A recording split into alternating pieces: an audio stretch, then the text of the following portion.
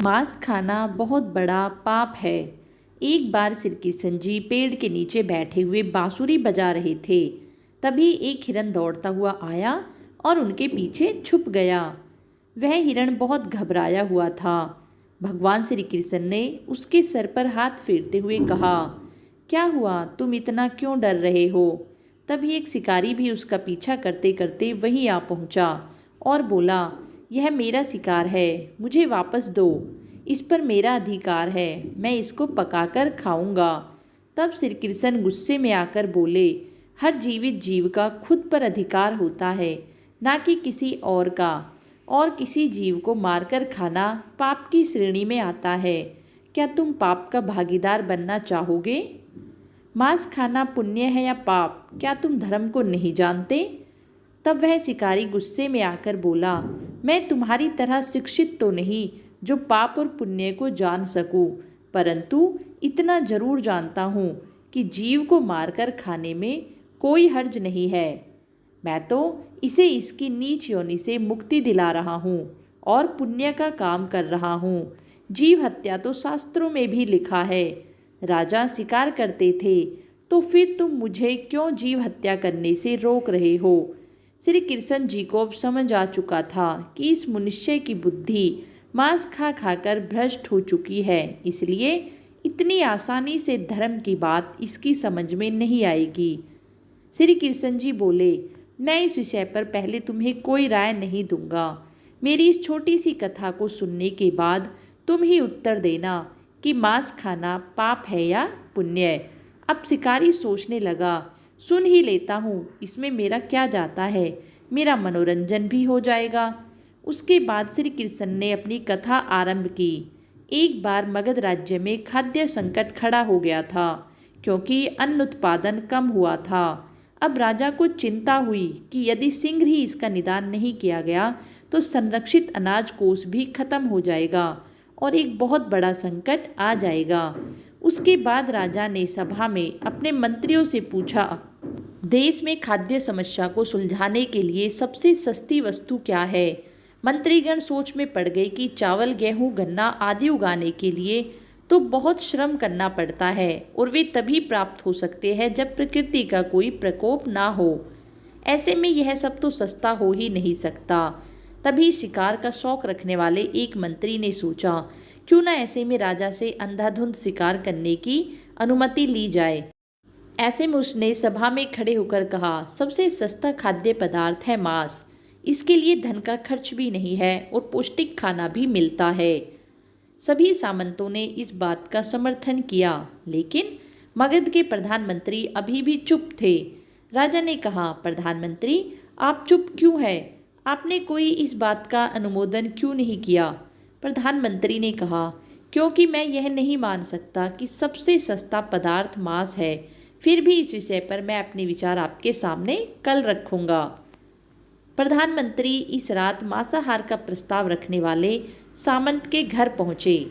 सामंत ने प्रधानमंत्री को इतनी रात को अपने घर आया देखकर घबरा गया और किसी अनिष्ट की आशंका को लेकर कांप गया। प्रधानमंत्री बोले, संध्या को राजा जी बीमार हो गए हैं, उनकी हालत बहुत खराब है। राजवैद्य ने कहा है कि किसी शक्तिशाली शरीर का 2 तोला मांस मिल जाए तो राजा के प्राण बच सकते हैं। आप महाराज के सबसे विश्वास पात्र हैं, इसलिए आपसे ज़्यादा योग्य कौन होगा? इसके लिए आप जो भी मूल्य लेना चाहे वह ले सकते हैं। आप चाहे तो इसके लिए मैं आपको 1 लाख स्वर्ण मुद्राएं भी दे सकता हूँ और एक बहुत बड़ी जागीर भी आप मांग सकते हैं।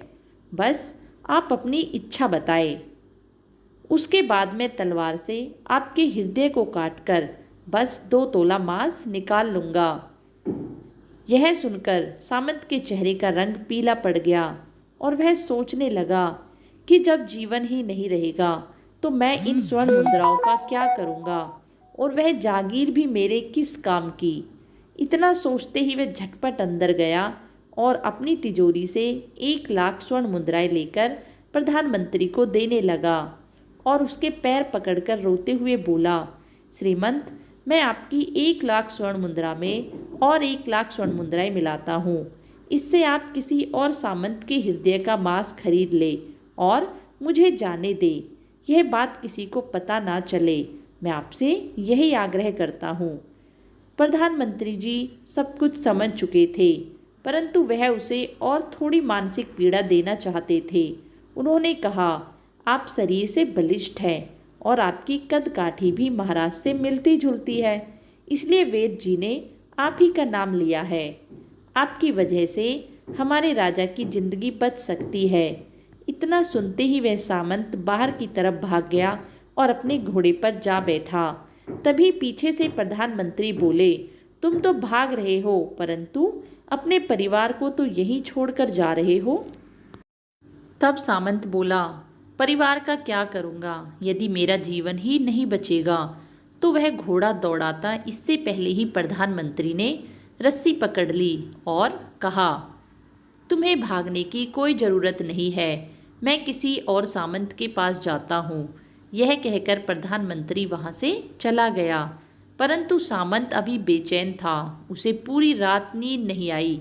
इसी तरह प्रधानमंत्री सभी सामंतों के पास गया, परंतु सभी ने मना कर दिया और ज़्यादा से ज़्यादा स्वर्ण मुद्राएं देकर प्रधानमंत्री को अपने अपने घरों से भेज दिया। इस तरह प्रधानमंत्री के पास कई लाख स्वर्ण मुद्राएं हो गई। अब किसी भी सामंत को पूरी रात नींद नहीं आई। वे सब सवेरे जल्दी ही राज्य में पहुंच गए और सभी राजा को देखना चाहते थे। कुछ समय पश्चात राजा स्वस्थ हालत में सिंहासन पर आकर बैठे। सभी यह देखकर बहुत हैरान थे।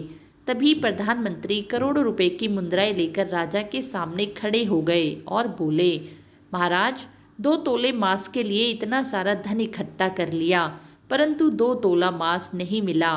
फिर कैसे कह सकते हैं सबसे सस्ता मांस होता है?